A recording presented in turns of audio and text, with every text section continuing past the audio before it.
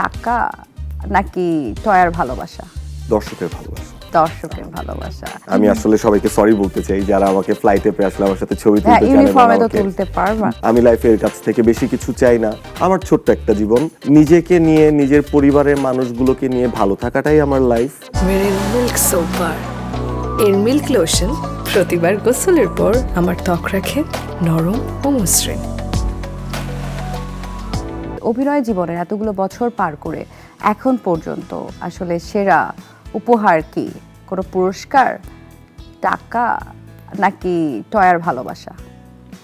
দর্শকের ভালোবাসা। দর্শকের ভালোবাসা ওটা তো আছে, ওটা ইউনিভার্সাল, বাট নিজস্ব যদি চাওয়া পাওয়ার জায়গায় বলি, টাকাটা কখনোই মুখ্য বিষয় না। টয়ার সাথে পরিচয় আমার মিডিয়ার থ্রুতে, কিন্তু আল্লাহ যদি আসলে লিখে রাখতো তাহলে দিস ওয়ে দ্যাট ওয়ে আমারই ওটা ওয়াইফ হতো। হতোই। হ্যাঁ, আর মানুষের ভালোবাসাটা আমার কাছে খুব ম্যাটার করে। আমি আসলে নিজেকে খুব ভাগ্যবান মনে হয় যখন হঠাৎ করে একজন এসে জড়ায় ধরে বলে যে শাওন ভাই আপনাকে খুব ভালো লাগে ভাই, আপনার জন্য আমার বাবার সাথে আমার সম্পর্কটা ঠিক হয়ে গেছে।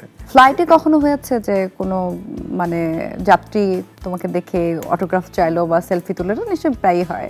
এটা অনেক হয়, আসলে অনেক হয়। আমার ইউনিফর্ম রেগুলেশনের কারণে আমি ছবি তুলতে পারি না। আমি আসলে সবাইকে সরি বলতে চাই যারা আমাকে ফ্লাইটে পেয়ে আসলে আমার সাথে ছবি তুলতে চান। ইউনিফর্মে তো তুলতে পারবা না, ডিনাই করতে হয়।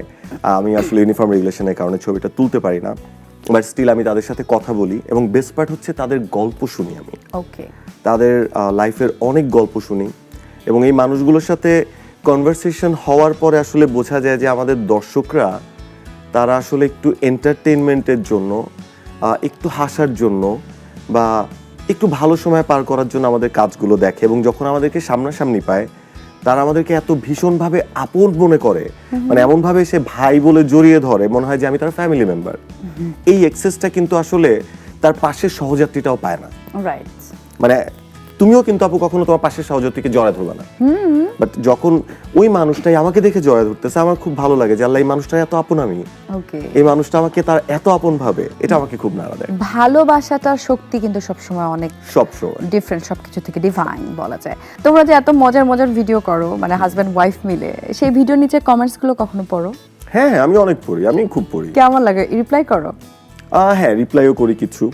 তবে তোমাদের দুজনকে নিয়ে বা তোমাকে নিয়েও অনেক কিউট কিউট মিম কিন্তু তৈরি হয়েছে, আবার মাঝে মধ্যে ট্রলও হতে হয়েছে। হ্যাঁ হ্যাঁ হ্যাঁ, তো দুটোকেই যদি হ্যান্ডেল করার ক্ষেত্রে বলি, কিভাবে হ্যান্ডেল করো? I accept everything. ওকে, আমি আমার ফিলোসফি হচ্ছে যে আমি তো আসলে সবাইকে খুশি করতে পারবো না।